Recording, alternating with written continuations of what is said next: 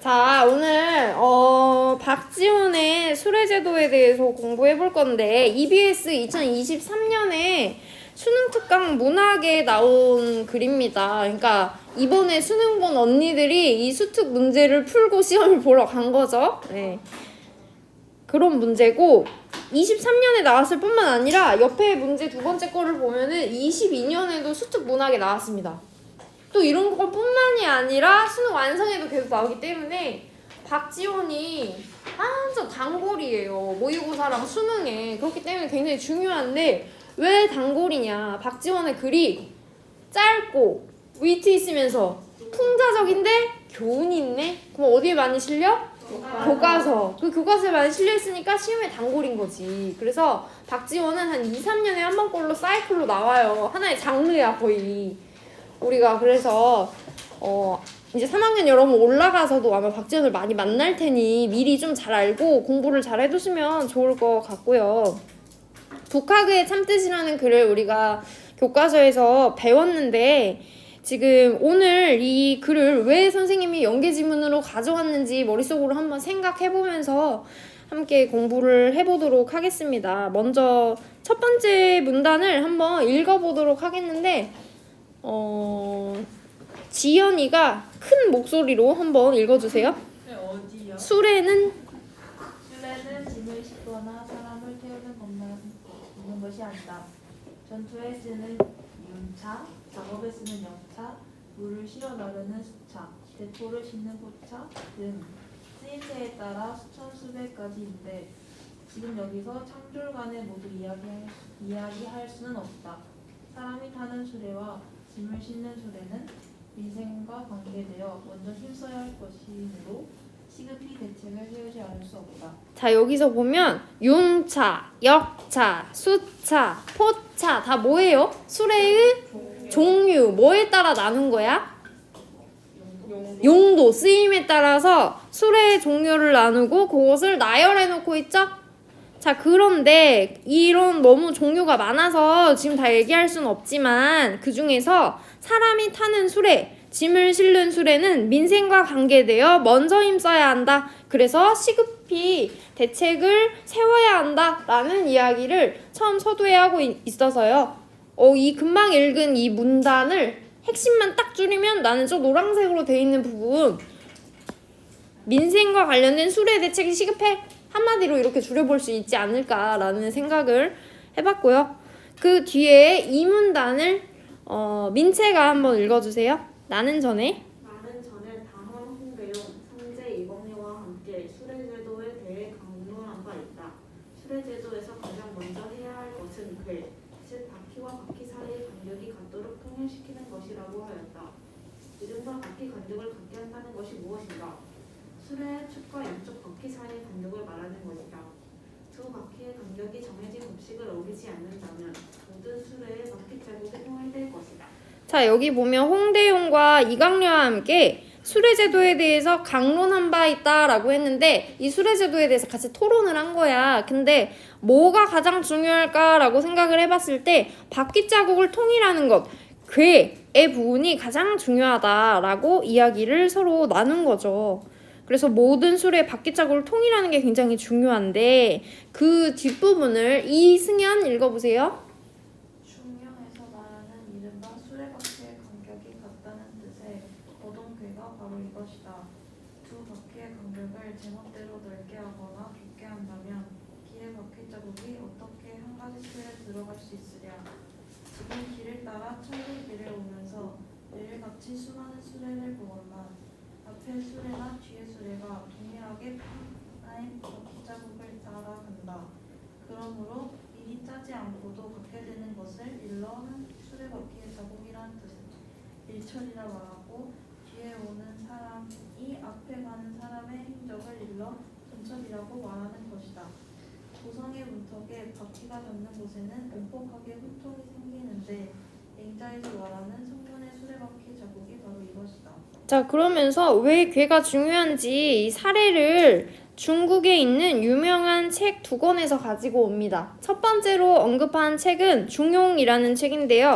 이 중용에서 거동괴라는 말을 가지고 와요. 그래서 이 거동괴라는 거는 수레바퀴의 간격이 같다라는 의미인데 이것과 관련해 가지고 일철, 미리 짜지 않고도 갖게 되는 것을 한 수레바퀴의 자국이란 뜻의 일철이라는 단어로 말하고, 또 뒤에 오는 사람이 앞에 가는 사람의 행적을 일러 전철하고 말하는데, 이러한 단어들도 이 거동괴와 관련해 가지고 수레바퀴에 대한 대에 관련 있는 단어들이 생겨난 것이다 라는 예시를 얘기하고 있죠. 그러면서 맹자라는 책으로 또 부연하는 것이 성문의 수레바퀴 자국이 바로 이것이다 라고 하면서, 그만큼 중국에서는 수레바퀴가 굉장히 중요하고 그것에 관련된 단어들도 이렇게 많이 만들어지고 책에도 실려있다라는 이야기를 하고 있는 것입니다. 지금 3문단에서는. 그 다음 4문단을 은결 읽어보세요.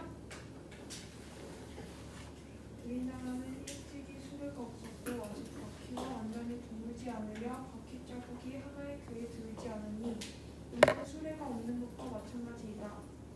그런데도 사람들은 우리나라는 고을이 험준해서 수레를 사용할 수 없다라고 말하니 이게 도대체 무슨 말인가? 고가에서 수레를 사용하지 않으니 길이 닦이지 않았을 뿐이다. 수레가 다니게 된다면 길은 절로 뚫릴 게 마련이니 어찌 길거리가 좁다거나 고갯마루가 높음을 걱정하랴. 중용에서 말한 수레와 배가 이르는 곧 서리와 이슬이 내리는 곳이란 바로 아무리 멀더라도 수레가 이르지 않는 곳이 없음을 말한 것이다. 자, 그런데 이 괴가 굉장히 중요한데 우리나라의 경우에는 일찍이 수레가 없었고 라고 말하는 부분이 수레가 충분히 보급이 되지 않았고 라는 뜻이고, 그 다음에 바퀴 자국이 하나의 궤에 들지 않으니 라고 얘기한 거는 그 수레 바퀴의 간격이라든지 이런 규격 측면에서 통일된 점이 없다라는 내용이죠. 그래서 여러한 문제 때문에 이것은 수레가 없는 것과 마찬가지다 라고 이야기합니다. 간격이 다 다르면 길이 제대로 뚫리지 않기 때문에 실제적으로 편안하게 사용하기가 어렵겠죠. 그렇죠? 그런데 우리나라 사람들은 우리나라는 고을이 험준해서 수레를 사용할 수 없다 라고만 말을 하는데, 이게 도대체 무슨 말인가 라는 뜻은 결국 이 말에 동의할 수 없다라는 글쓴이의 의견이 이 안에 담겨 있는 거죠. 즉 반박하는 근거를 2가지 들어서 이야기하는데요. 국가에서 다니게 된다면, 국가에서 먼저 수레를 사용하면 길이 닦일 것이다. 수레가 다니게 된다면 길은 저절로 뚫린다 라고 얘기했기 때문에 국가에서 먼저 수레를 사용하면 길은 자동으로 뚫릴 거다 라는 의미.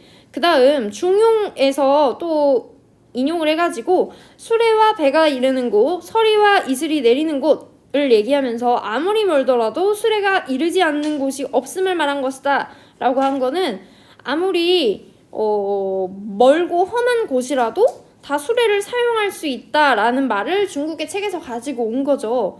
그러면서 오문단을 쭉 보면요, 중국에서도 아주 이런 험한 길들이 있고 하지만 수레가 가지 못하는 곳이 없다. 그래서 수레바퀴가 부딪혀가는 이러한 소리들이 대낮에 내성병력 소리 같다라고 하면서 천둥번개 소리처럼 이렇게 맞부딪히면서 수레들이 활발하게 이용되고 있는 이런 사례가 지금 5번에 나오고, 지금 우리가 지나왔던 마천령, 청성령 고개, 또 비탈길 이런 것들이 어찌 우리나라보다 덜하던가? 그 바위가 가로막고 험준함은 모두 우리가 눈으로 본 것이거늘 그렇다고 중국 사람들이 수레를 없애고 통행하지 않던가? 라고 얘기하면서 지금 3문단의 마지막 부분에서 이야기한 것들이 다 사례로 논리를 전개해 나가면서 보강되는 부분입니다. 쭉 얘기를 보면 하나의 이야기죠. 결국에는 험준한 중국에서도 수레를 모두 사용할 수 있기 때문에 우리나라에서도 당연히 수레를 사용할 수 있다라는 의견을 밝히고 있는 거죠. 선생님 그러면 가가역에서 서리법인가요? 그렇죠. 여기에서 궁금해서 질문한 게 아니라 자신의 의견을 지금 강조하는 의미로 사용했기 때문에 서리법이라고 할 수 있고, 밑으로 더 내려와서 중국의 풍부한 재화와, 여기 민서가 한번 읽어볼게요. 중국의 풍부한 재화와 물건이와는 한 곳에 막혀있지 않고 사방에 흩어져 옮겨 다닐 수 있는 까닭은 모두 수레를 사용하는 이점 때문이다. 지금 당장의 효과를 따져보더라도 우리 사신 일행이 요즘 폐단을 없애고 우리가 만든 수레에 우리 물건을 싣고 곧바로 북경까지 닿는다면 편리할 터인데 무엇을 꺼려서 하지 않는단 말인가. 자, 중국의 풍부한 재화와 물건이 한 곳에 막혀있지 않고 사방에 흩어져서 옮겨 다닐 수 있는 까닭이 바로 수레의 이점이라고 이야기합니다. 즉, 재화와 물건을 이동시키기에 아주 좋다라는 내용. 사신 일행도 우리가 우리 수레에 물건을 싣고 북경, 베이징까지 이 물건을 가지고 오면 오고 가는 길에 엄청 편하지 않겠나? 이런 이야기를 하고, 그 다음 문단으로 넘어가면 영남지방 아이들은 새우젓을 모르고, 관동 사람들은 산사나무 열매를 절여 간장을 대신하고, 서북 사람들은 감과 귤을 분간 못하고, 바닷가 사람들은 생선 창자를 밭에 거름으로 쓰고 있다. 어쩌다 한번 이것이 서울에 오면 한 웅큼의 한입값이니 어찌 그리 귀하게 되는 것인가. 육진지방의 마포, 관서지방의 명주, 삼남지방의 닭종이 하고 쭉 나열된 내용들을 보면 모두 민생 일용품에서 뺄 수 없는 물건들이다. 모두 사람들이 날마다 필요한 물건들로서 서로 바꾸어 써서 도움을 주는 것이니 누가 싫다 할 것인가. 즉, 각각의 특산물들이 지역별로 다 있는데 이게 수레를 사용하지 않아서 지역별로 교류가 일어나지 않아. 그러니까 이 지역에서 쓰는 물건을 저 지역으로 옮겨가지 못하기 때문에 결국에는 이게 수레가 통용되고 물건이나 재화가 용이하게 움직일 수 있다면 이거를 누가 싫다 할 것인가, 누구나 다 좋다고 할 것이다 라는 의미죠. 그 다음, 그러나 이 지방에서는 천한 것이 저 지방에서는 귀하고 이름만 들었을 뿐 물건을 볼 수 없는 까닭은 대체 무엇 때문인가? 이는 곧 가져올 힘이 없는 까닭이다. 즉 수레가 없기 때문이다 라는 의미죠. 사방 수천 리밖에 되지 않는 좁은 강토에서 백성의 살림살이가 이토록 가난한 까닭은 한마디로 말하자면 국내에 수레가 다니지 않기 때문이다. 그래서 수레의 이점과 관련해서 지역별 교류를 하면 백성의 가난도 해결할 수 있다라는 내용을 이 안에 담고 있고, 그러면 다시 물어보자. 수레는 왜 못 다니는가? 그러니까 아까 그냥 단순히 험준해서 못 다니지가 아니라 실제적으로 왜 우리는 사용을 못하고 있는가 심층적으로 생각해 봤을 때 이 글쓴이는 선비와 벼슬아치들의 죄다라고 이야기를 합니다. 사대부들이 평생 읽는다는 글은 주례라는 성인의 저술인데, 자, 주례도 중국의 유명한 책이에요. 거기 나오는 거인, 윤인, 여인, 주인 다 수레와 관련된 용어들인데요. 이런 용어를 말하고 있지만 입으로 외울 뿐이요. 만드는 법이 어떠한지 부리는 기술이 어떠한지 하는 연구는 없다. 이는 소위 건성으로 읽는 풍월일 뿐이니 학문에야 무슨 도움이 될 것인가. 풍월이라는 거는 시나 노래처럼 그냥 이렇게 읊어댄다는 거야. 그러니까 수레와 관련된 용어를 많이 외우고 맨날 말로는 써먹지만 막상 기술에는 전혀 관심이 없고 실제 사용에는 관심이 없다 라고 이야기를 하는 거죠. 그래서 선생님이 여기 정리한 거 보면은 수레를 왜 못 쓰는가 하면서 선비 벼슬아치들의 죄에 대해서 실용적인 거에 전혀 관심이 없는 모습, 이런 거를 이렇게 정리해 보았습니다. 중략 뒷부분은요, 누에고치를 켜는 수레인 소차에 대한 설명이 나옵니다. 그리고 A 부분을 보면 소차는 몇 아름 되는 큰 얼레이다 해가지고 뭐 높고 낮은 형세가 되게 만들고 구멍을 뚫고 바퀴를 돌게 하고 천천히 실을 뽑아내면서 결국 그 과정을 쭉 서술하다가 마지막에 실의 바탕은 건조되어 깨끗하고 투명하여 빛이 나서 수고스럽게 잿물에 빨 필요 없이 바로 배틀에 올려 실로 사용해도 된다 라고 이야기합니다. 그러면 A와 관련해서 2번 문제를 바로 풀 수 있는데요. A에 대한 설명으로 가장 적절한 것은 여러분 답이 몇 번일까요? 몇 번? 2번이죠. 대상이 작동하는 원리, 과정 서술하고 있죠. 그리고 그 대상이 얼마나 유용한가, 효용적 가치에 대해서 마지막 부분에 이야기하고 있기 때문에 답은 2번입니다. 본문으로 다시 돌아와서 마무리를 해보면 우리나라에서 고치를 켜는 법은 오직 손으로 당겨서 홀치는 것만 알지 수레를 사용할 줄 모른다.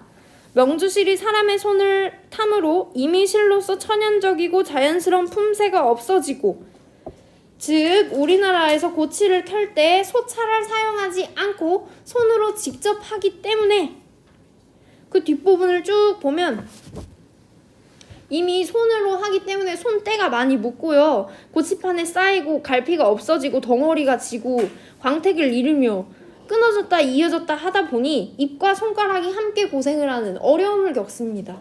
소차를 사용하지 않기 때문에 겪는 어려움이죠. 그래서 소차의 설명에 대한 내용 플러스 우리나라에서 사용하지 않아서 겪는 어려움까지 해가지고 유용한 수레의 사례로 구체적인 소차의 원리와 우리나라에서의 불편을 같이 이야기합니다. 그래서 앞에서 얘기한 작가가 주장하는 바에 대해서 구체적인 사례를 더 언급함으로써 그 주제의식을 조금 더 강조하는 효과를 가지고 있는 거죠. 그래서 예시로 소차를 들고 있습니다. 금방 읽은 부분과 관련해서 문제 풀리는 부분이 1번인데요. 1번의 답이 몇 번일까요? 5번인데요. 명주실이 사람 손을 많이 탈수록 이라고 했는데 많이 타는 게 아니라 오히려 적게 탈수록 좋은 생산품이 만들어진다고 설명을 했었죠. 그렇죠? 그래서 손때가 최대한 덜 타야 되기 때문에 답은 5번입니다. 3번 문제로 가시면 글쓴이가 기억을 반박하는 방식으로 적절하지 않은 것은 했는데요. 일단 1번을 한번 보면 수레의 높은 이동성을 보여주는 옛 문헌의 문구를 인용하고 있다라고 하는데 사문단을 한번 보시면 중용이라는 옛 문헌이 나오고요. 여기서 보면 수레와 배가 이르는 곳, 서리와 이슬이 내리는 곳, 아무리 멀더라도 수레가 다 이른다. 즉 높은 이동성을 보여주는 부분이 있기 때문에 그 부분을 통해서 3번에 1번을 찾을 수 있고요. 중국에서는 아주 험한 곳에서도 수레가 많이 다닌다는 사례는 5문단, 6문단을 통해서 구체적인 사례로 제시를 하고 있죠. 그 다음에 3번에 우리나라에는 법식에 맞는 수레가 없어 길이 만들어지지 않는다 라는 것도 4번의 초반부에 나오죠. 5번에 있는 국가에서 수레를 사용하면 수레 길이 자연스럽게 닦일 것이다. 이것도 4문단의 중간 부분에 나옵니다. 그런데 3번에 4번이 답인데요. 4번은 잘 몰 줄 아는 사람이 있으면 이라는 표현은 수레 운전자의 문제이기 때문에 운전자의 능력에 관한 이야기는 없죠. 이 본문에서. 그래서 답은 4번입니다. 됐습니까? 네. 4번으로 넘어가서 보기를 한번 보시면요. 이 글에 대해서 굉장히 핵심을 잘 요약한 글입니다. 수레제도는 조선 후기 연암 박지원의 기행문집 열하일기에 실려있는 작품으로 청나라 문물에 대한 관심을 담고 있다.